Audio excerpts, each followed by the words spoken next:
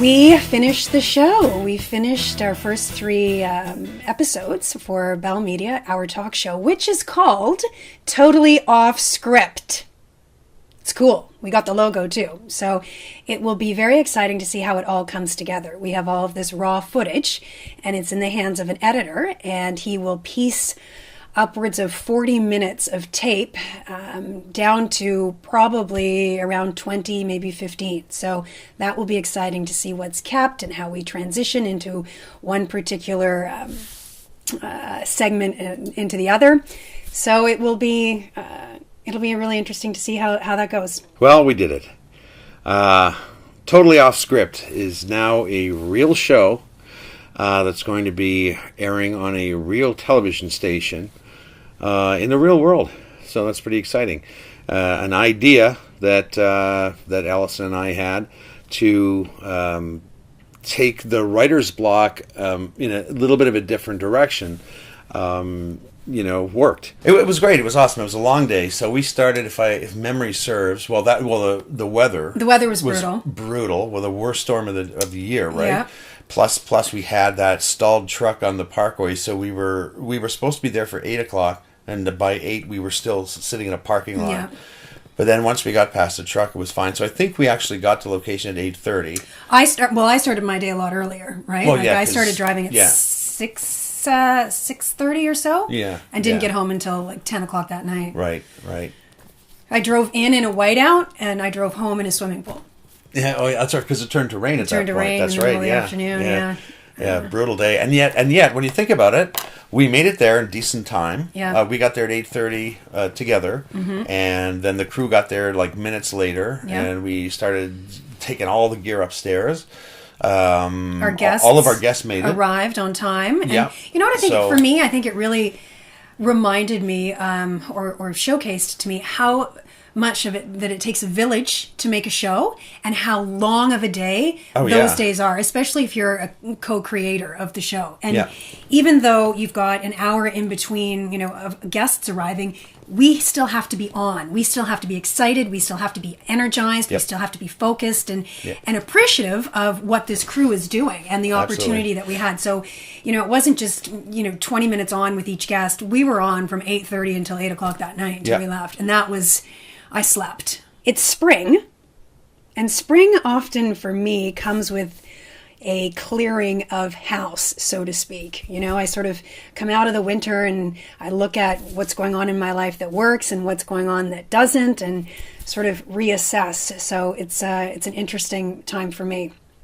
The show is one project of which I'm hopeful that we'll be moving forward. We should probably know if they'll want more episodes in the next few weeks, and we'll go from there. It was a crazy day. That day was just insane. I started in Perth at 6:30, and I didn't get home until close to 10. And you realize that it does take a village to do a show. Well, toward the end of the day, when we were shooting those one-offs in the doorway, I think both of us were really starting to fade, and we really had to dig in to keep our focus and to keep our timing and to keep our chemistry. You know?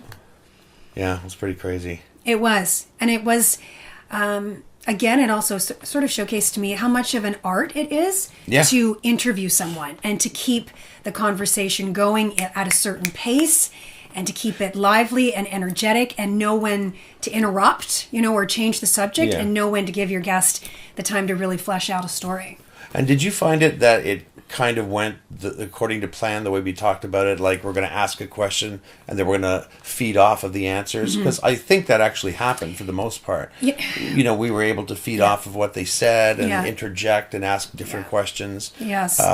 We had amazing guests. I think it bodes well for both of us that we've been doing the writer's block for as many years as we have, because it's given us the opportunity to, keep that bantering going, and to discuss things, and to discuss them real time, to actually have conversations that are happening on camera, writing the scripts that we're writing, to have the actual scenes that we're working on happening in real time.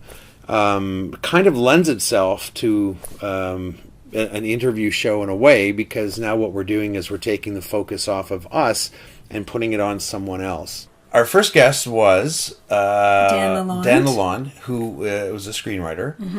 He's written, he's written movies. He's written for TV shows. He's written for crossword puzzles, DVD disclaimers, which I thought was hilarious. Yeah. And Dan brought to the show a really unique kind of side to everything, because he's actually done everything that we want to do. Yes. You know? Yes.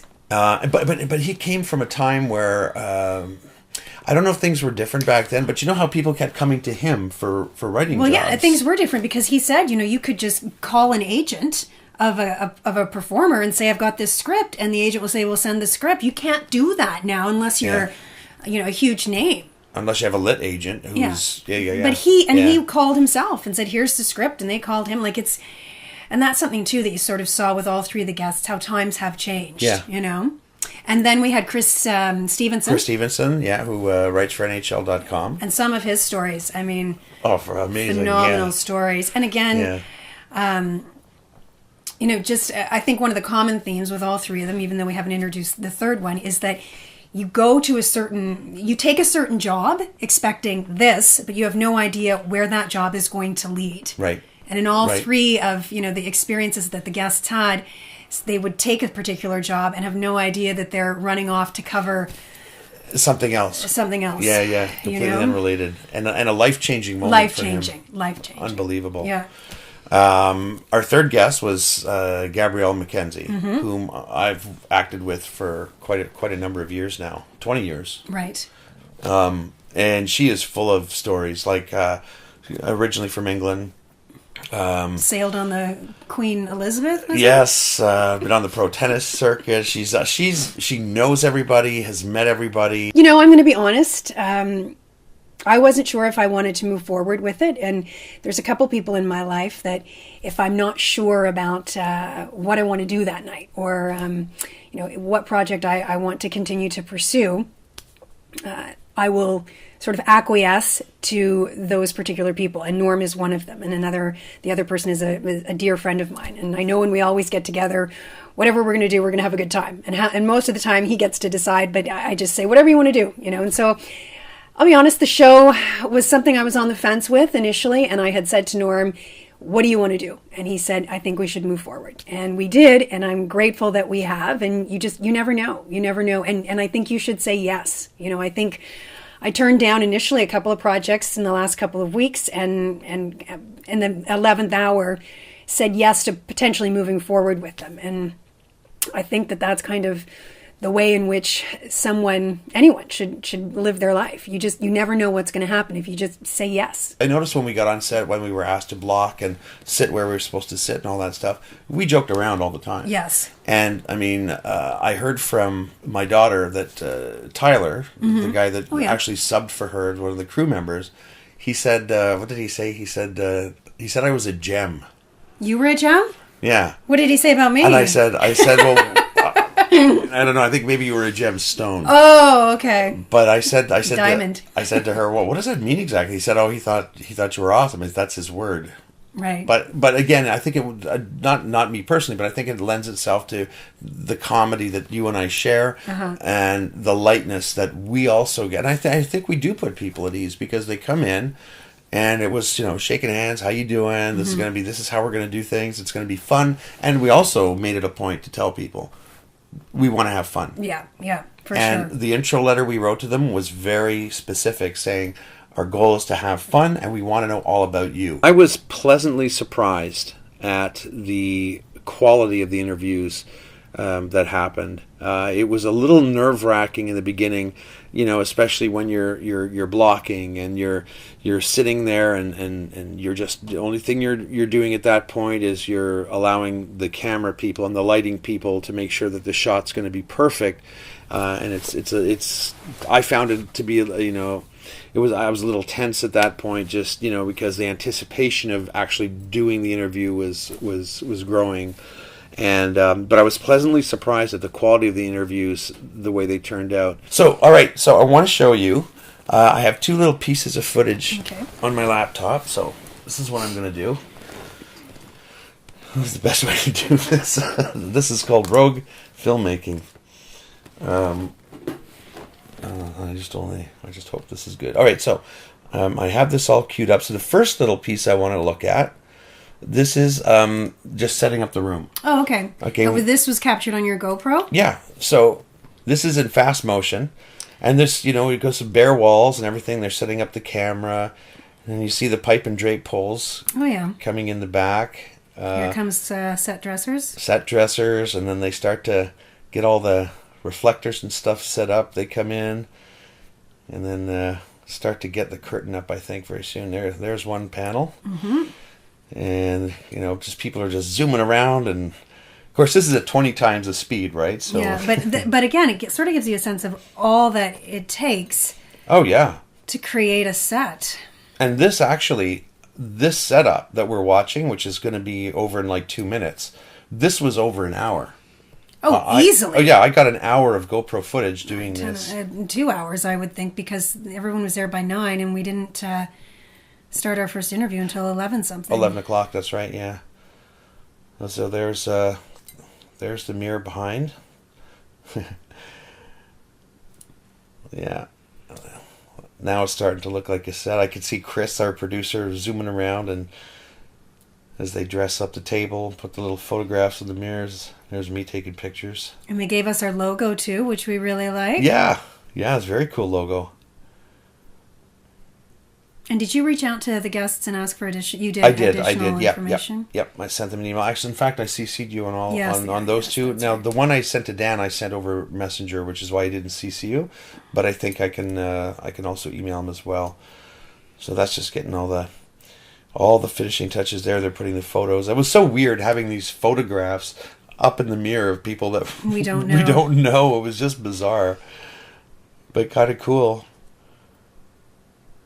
And there's that lamp that had to be propped up on something. You remember that? And remember it almost fell over a couple times? They put a sandbag on it, I think, for stability. Yeah.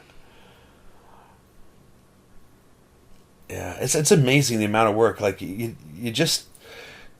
To me, when we see the finished product, right? Mm-hmm. You don't think of all of this happening. You don't think of all of that happening. It's more of a...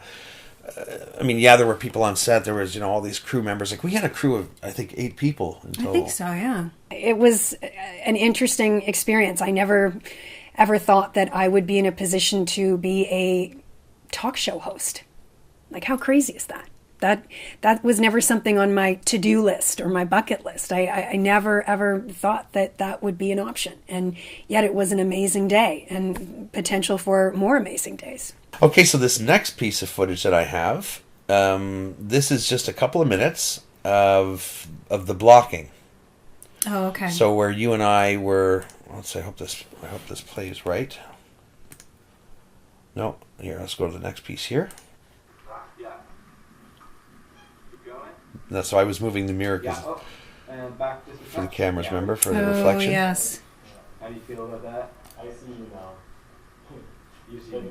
See where you have to go. Can you just look at the guest? Yeah. So there's you. Okay, I think that. How are you feeling with that? It's not blooming and. I think the other thing too is that. Oh yeah, Dan had said there. Mark, could you take off your pants? Remember? Jesus. How much setup is required, right? Oh yeah. For one shot, how much of a setup and tweaking? Yeah. Tyler, can you have a seat in the guest chair? Yes, sir. We still need to figure out how to. So here comes Tyler, the guy that thinks I'm a gem. And that I'm a gemstone. Yeah. He was playing guest, so that's where our guest was sitting. Okay. All in all, a great experience. I can't say. Other than the weather was brutal. But other than that, other than getting stuck in traffic on the way to set, really the whole thing was a positive experience. So, it's spring. The snow's almost gone. It's a new season. You clear house. You bring new things in. Pretty soon Norm and I will be outside drinking beer.